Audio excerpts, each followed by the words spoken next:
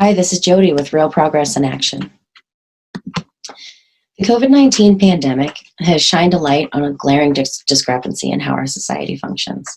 Because on the one hand, we see just how caring, thoughtful, and considerate we can be, caring for our neighbors, protecting strangers. But on the other, we see just how little this is reflected in our policy. Even the economic bailouts passed by Congress to help our country weather this storm have favored giant corporations while leaving the rest of us to scrape by for 2 months, going on 3, for $1,200. That's less than a month's income for most people, and it certainly doesn't pay the bills. At the same time, much of the trouble we face now with the pandemic and otherwise are a product of existing policies that do not serve the people.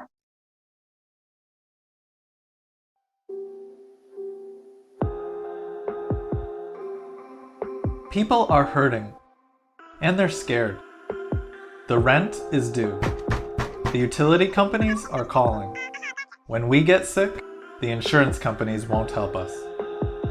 We're doing our best to help each other, but if something doesn't change, we are going under.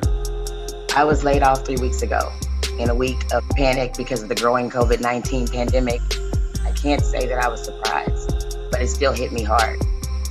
Whatever initial sadness and shame I felt is gone. Now I'm just furious. My husband Derek is out of work as well. By no fault of our own, we are being pushed to the brink. I couldn't pay my rent on April 1st. I won't be able to pay May 1st. No one should be expected to make any payments during this time. No payments, no late fees, no debt. Trump's government gave money to the banks. They gave it to big business. They're talking about giving it to the insurance companies. We got a one-time check that doesn't pay the bills, and that's not enough. My guests today are here to talk about the People's Bailout. Together with thousands of organizations across the country, they've thoughtfully designed a framework for repair and recovery that will not only help us get through this pandemic, but will help us build a solid foundation for the future. So without further ado, let me welcome Sondra Youdelman. She's the campaigns director for People's Action, Cindy Wiesner, national coordinator for the Grassroots Global Justice Alliance, and Ben Beachy, director of the Sierra Club's Living Economy program. So Cindy, can you tell me a little bit about how this project all came together? Thank you for having us on the show. I'm really happy to join you all.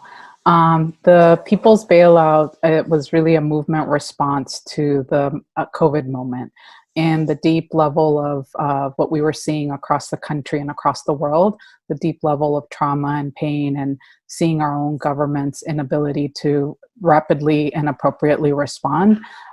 We felt that we needed something to express that and bring a broader group of people together. And so members of the Green New Deal national table actually came together and said, what would it mean to actually have some criteria and a way to be able to think about people's bailout and a stimulus package for the people and not necessarily for corporations. And in that process, we began to construct very rapidly a People's Bailout campaign and then develop the 5 principles for a just COVID-19 relief and stimulus. And, you know, we saw across the country, nurses, grocery store workers, other essential workers really, you know, taking care of the people, right? A lot of people became essential workers and didn't even know that they were going to be put in that situation. And we felt that it was really important to call for a just recovery that really met the needs of not only people, but also the planet. And that we needed to figure out how to be able to bring back the economy to not to a status quo, but to actually really thinking about a way in which we didn't replicate what happened in 2008 and other crises where the government bails out, you know, the stock market or bails out the CEOs of corporations or big industry, and not necessarily, you know, people, the masses of people. So we thought it was important to change the rules and to really make this opportunity to like make transformative and visionary demands, and to really set the groundwork for what I think is going to be a long-term battle of not only just immediate relief, recovery, but of rebuilding. And so we have, over 1,000 organizations that have signed on to the People's Bailout.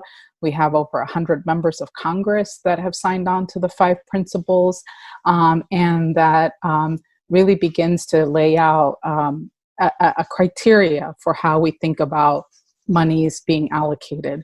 I can share some of the language around that, which is, one, we think that health is the top priority for all people with no exceptions. And we think that that's going to be important to really resource in a deep way, like community clinics, clinics in native lands, our health professionals being able to be given what they need to do the work, the critical work that they're doing, and with no exceptions, right? The second principle is really providing economic relief directly to people. And so we think that it's really key and important that the stimulus plan and relief packages really thinks about how to not just, give $1,200 just a one-time shot, but being able to really think about and understand that people are really suffering. This is now a couple of months now into this pandemic where people can't afford to pay rent, can't afford to pay their utilities. And that's one thing that's really important. The third principle is around rescuing workers and communities, not corporate executives. And we can't, leave anyone behind. And I think we already saw in the first stimulus packages, many communities being left behind, like undocumented migrants, people married to immigrants. You saw people like, incarcerated. There's a number of people that are left out. And I think that one of the things that's important is that we need to be able to have a rescuing of everybody and not just the CEOs. And part of what we see is that CEOs get a lot of money without actually any purse strings attached to it or any sort of commitments that they're willing to do. And I think that's part of the problem. The fourth principle is around really making a down payment on a regenerative economy while preventing future crises. So we think that it's a top priority for us to think about this moment with a long-term view, and that ultimately you got to be able to deal with the first and worst hit, and at the same time think about whatever we do now, the demands that we make now, what the implication is for the long term. And then the last part, which is really important, and we've seen it in the election process, is that we got to protect our democratic process while protecting public health. And so that's one of the things that's really important, is that in this moment, that democratic rights don't get curbed. And we see that already beginning to happen. And I think there's articulation and movements beginning to talk about mail-in ballots. And I think that this is a way for us to really think about ways, that criteria, and there's many more, that really think about racial justice and gender justice and ability, and bringing in all those politics and those practices into how do we ensure the what's needed and what people deserve and need at this moment. Right now, of course, we've heard different people talking about kind of different elements of a relief package, right? What I love about this one is that it gets so much more in depth, and it's a lot more thoughtful about who needs the help and kind of how to really strategically make sure that we use this as a defining moment. And of course, ensuring that this doesn't happen again. I know that a lot of these things have been talked about by some people in Congress and things like that. There have been certain proposals made to kind of take care of some different pieces on this. I was wondering, Sondra, what's the state of things in DC right now? How is it looking for legislation that would accomplish any of these goals? Sure. Thanks, Jodi. First of all, let me say that whatever I say right now might change in 30 minutes or change in 3 hours. And we're really seeing a constant evolution down in DC. And it's important to note that and to realize that it's an ever-changing landscape that we need to kind of be on our toes about. Right now, we've passed 4 different pieces of legislation at the federal level to address this moment. But as Cindy mentioned, there's a lot of people, constituencies, and critical needs that have continued to be left out.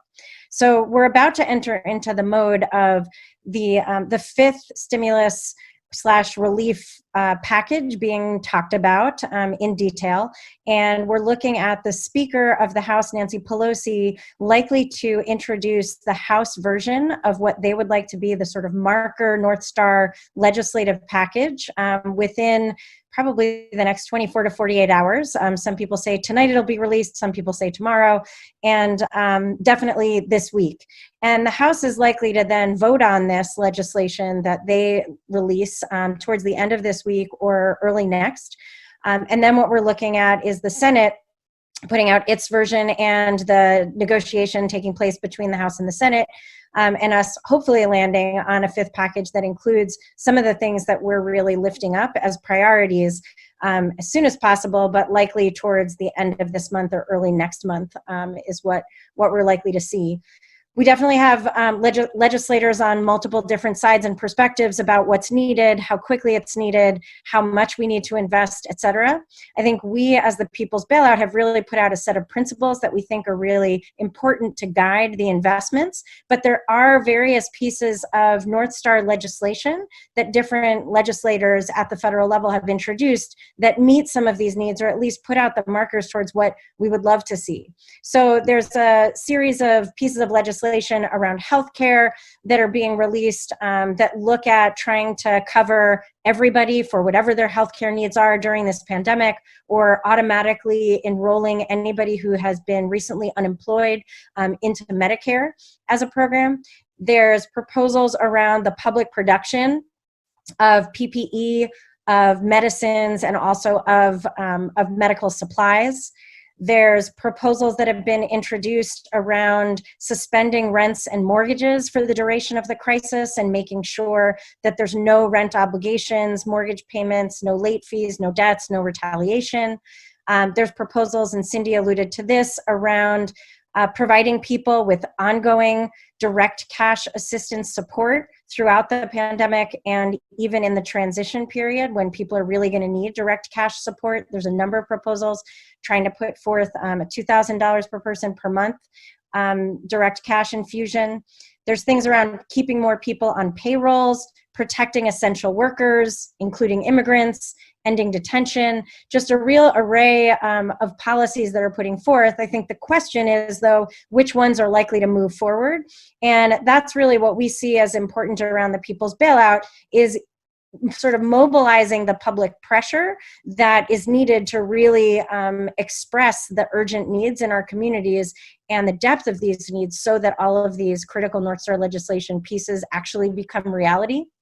What we're seeing, though, is not necessarily all of these things, even in the progressive North Star package that's likely to be released. There are a lot of debates right now around another really critical element, which is state and local support, so that states aren't having to slash their budgets, which will also in turn gut a lot of the social safety net needs that people have at the state level.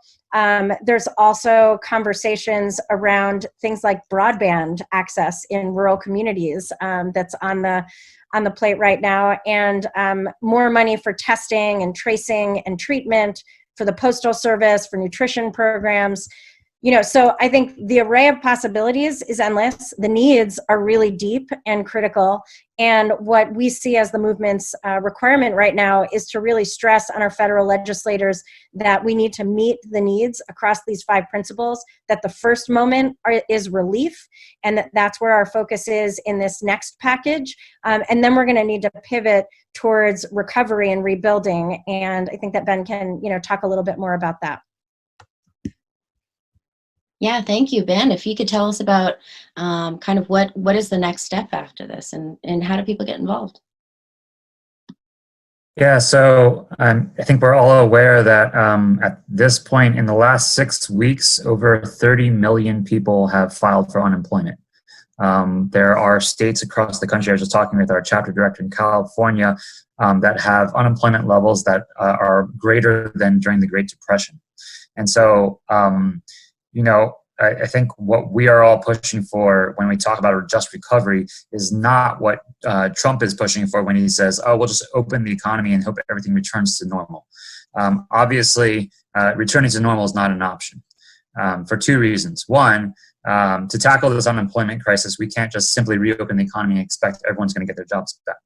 Already we know, as Sondra and Cindy pointed out, that many small businesses are closing, many restaurants are closing in our communities, mom and pop stores, and people are already out of jobs that are not going to be coming back very quickly. So we can't just open the economy and expect them to go back to their existing jobs. We have to create new jobs. But here's the other bigger reason we can't go back to normal. Normal was killing us. I mean, it's normal that it brought us the fact that over 3,000 communities across the United States right now have lead poisoning levels in their water twice as bad as Flint, Michigan. It's normalcy that means that today, millions of workers have not seen a real wage increase in decades, while Wall Street CEOs have earned billions. It's normalcy that has meant that we are now seeing increasing climate-related droughts, fires, and storms that are only compounding the threats to both our health and our economy. And so the COVID crisis is really just exposing just how unjust the status quo is. It's unjust, unhealthy, and unstable. So we have to do better than normal. We need to put millions of people back to work with a plan to build a healthier, more equitable economy that leaves no one behind. And that's a large part of what the People's Bailout is about. And this isn't like a fanciful pipe dream here. What I'm talking about are real, tangible, brass tacks solutions that communities across the United States have already been advancing for years, decades in some cases. We could put millions of people back to work replacing every lead pipe in the United States, building clean public transit solutions like light rail in our communities, retrofitting buildings, upgrading public housing to improve living conditions, reduce energy costs, reduce climate pollution, and make them more livable places. We could invest in clean manufacturing. We could have brigades of local workers restoring our wetlands and our forests to protect communities from increasing climate damage. These are all proposals that are actually out there, that have been spelled out with dollar amounts attached to them, program names attached to them, leaders who are voicing them and rooting for them in their own communities. What it really takes is an investment right now at the federal level, that the federal government needs to take this crisis seriously and invest in locally rooted solutions that these communities have been pushing forward. And this kind of plan would simultaneously tackle the concurrent crises that we face. We clearly face a public health crisis in COVID and an unemployment crisis that I just mentioned. We also face a crisis of inequity and a crisis of climate change. And these crises are both overlapping and mutually reinforcing. And so the solution as well needs to have interlinking solutions to these concurrent crises. What I mean by that is we know that air and water pollution right now are increasing the likelihood of getting COVID-19 for millions of people, predominantly communities of color and low-income communities. And so our response to that, to create all these jobs, should be jobs that actually ensure that people have access to clean water and clean air, whether it is replacing lead pipes or switching to cleaner renewable energy, investing in clean public transit. That would actually help the health crisis in addition to the unemployment crisis and help fight inequity. In addition to health, we need to ensure that any response puts inequity front and center, not as an afterthought. And by that I mean, we've seen the virus and the layoffs both hitting first and worst many of the same communities that have been bearing the brunt of the unjust status quo for decades. People of color, immigrants, indigenous communities, workers who are living paycheck to paycheck. And so our response must be intentionally designed to do the opposite, to ensure that these same hard-hit communities get priority access to family-sustaining jobs, clean air and water, healthier living conditions, increased climate resilience. And on the climate crisis, it's not like climate change is taking a pause while we're dealing with COVID-19. It's still happening. The climate crisis is still on our doorsteps. And it, like I said, is compounding the threats to our health and our economy. So our efforts to address the climate crisis also cannot pause. As we're investing these trillions of dollars that Congress is considering right now to rebuild the economy, we have to ask ourselves, what kind of economy do we want to build? Do we want to build the same economy that increases climate pollution and climate disasters, or build one that fosters climate resilience? Those are the decisions that are before us. And I think it's important to just recognize the historical moment that we are in. Throughout history, moments of crisis like this really have been critical choice points, like a fork in the road, that asks us to decide what kind of society do we want to live in. And that's the kind of choice point that we're right in. We may be living with the consequences of decisions made in the next few months for decades to come. So that's the choice that's before Congress. go back to normal or build a healthier, more equitable economy. And that's the reason that the People's Bailout exists, is to push Congress to do the latter. Yeah, I think a lot of our viewers will support the vision of the society that you're painting for us. And I think a lot of people would like to get involved. Now, of course, we're all home, or many of us are home, and kind of the traditional ways that we go about. Yeah, I mean, Sondra will tell you I like to be in the streets. Actually, lots of the people watching this will know that I like to be in the streets because I live streamed a lot of those actions. And of course, right now, organizing and advocating it's not on pause. It's still happening. It's just happening in a different way. Today, a historic day where people around the world celebrate workers and demand justice for those whose labor is often exploited. Our communities deserve a people's bailout. Hashtag people's bailout. Once again, my name is Philip Agnew. I'm an organizer with Smoke Signal Studio and with the Dream Defenders, and I'm very excited to be here representing for the movement for Black Lives, M4BL. Yeah, Cindy, can you tell us about the May Day event that you had?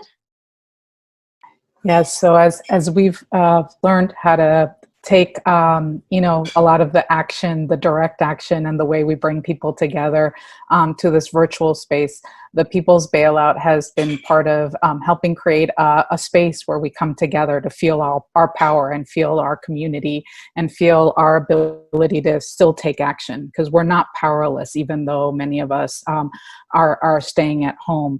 And we were able to do a May Day rally, and there were countless hundreds of actions that happened all across this country, from people demanding to cancel rent, to caravans of cars, demanding people free the mall, so taking actions in front of prisons and detention centers and youth detention centers, to people, nurses and healthcare workers demanding protective gear, to Amazon workers, Target workers, Whole Foods workers taking action so that they can actually get protection. And so under the banner of coming together on May Day, we had a rally where we brought also what is called a cacerolazo, which is the banging of pots and pans. And it's a tradition that comes from Argentina and Latin America, and we've seen it in Europe, and where people say, we may be at home, but we're not silent, right? And we're putting out our rage against what the system is doing to people. Because, what's clear is like the numbers, almost 80,000 people have died in the US, more than 1 million people are sick. And I think I just really want to reiterate that this is an opportunity to choose life over profit, right? And I think that we understand that this administration cannot be trusted to run the economy, and not in peacetime and not in this crisis. And I think it's important for us to really honor the lives lost, and senselessly, because we know that much of this could have been prevented, and because the underlying reasons that have exacerbated the killing of people, right?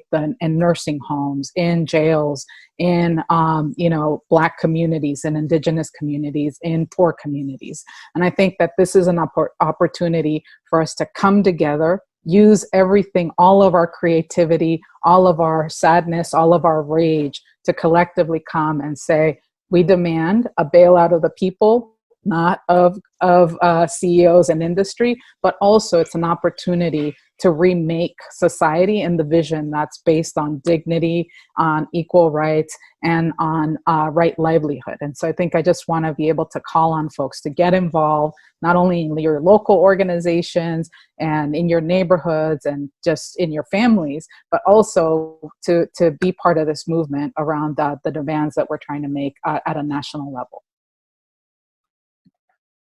574 federally recognized tribes in the U.S. who have yet to receive the $8 billion in COVID-19 stimulus money that was issued under the CARES Act on April 27th, over 1 month ago.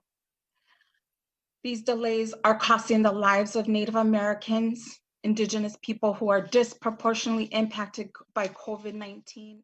And so this People's Bailout is about moving forward in a new way, in a different way that puts the people first. And so I'm honored to be a part of this event. And I thank you for honoring the Indigenous people, including us at the forefront of this movement, because we are holding it down on the front lines, and we are impacted as well in our communities. We often talk about workers in this very adult, male-centered way, and I want to lift up all of the many unseen ways that women have labored for the fruit of this country and countries throughout the world, and specifically for all of the child laborers forgotten in factories across this world. I think that's a big part of the narrative that has not been told. So the children. Helen Todd once wrote, not at once, or once spoke, not at once, but woman is the mothering element in the world, and her vote will go toward helping forward the time when life's bread, which is home, shelter, and security, and the roses of life, music, education, nature, and books shall be the heritage of every child that is born in this country, and in the government of which she has a voice. So I say to you all, bread for all, and their roses too. This poem is called Love Supreme. Because their anger is not ours to carry, their bullets or brokenness, because hopeless is not on our horizon, because healing is duty and an obligation, because God...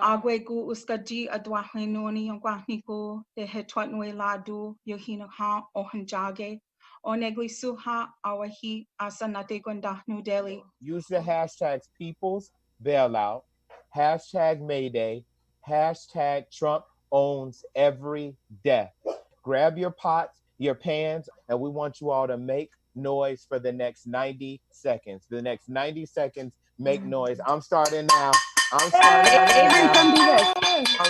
now. Really? I would like to be able to give people an opportunity, tell people how they can get involved with these kind of things. So what are some specific things that they can do? How can they support your efforts in this People's Bailout?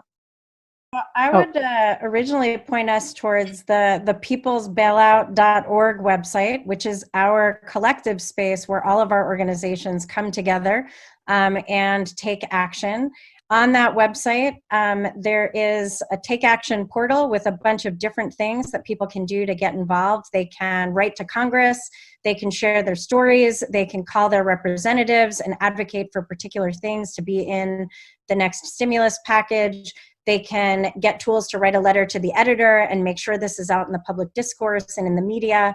And that's also where we will publicize upcoming events and activities that are bigger and are engaging lots more people and not just the individuals, like the May Day rally that we hosted. And Cindy might be able to tell you a little bit more about that. But there's tons of stuff on our website. We're updating it regularly. We also, once you take action on the website and your name and address and email get into that website system, we'll be contacting you periodically as there's opportunities to engage. And we really hope that people will engage through the People's Bailout as a collective and using our hashtag People's Bailout on anything that they're doing in social media to be a part of that collective story.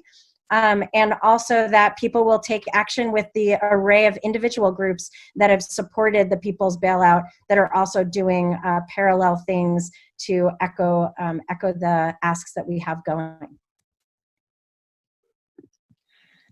Well, I certainly hope our viewers will follow that link to the People's Bailout website and get involved.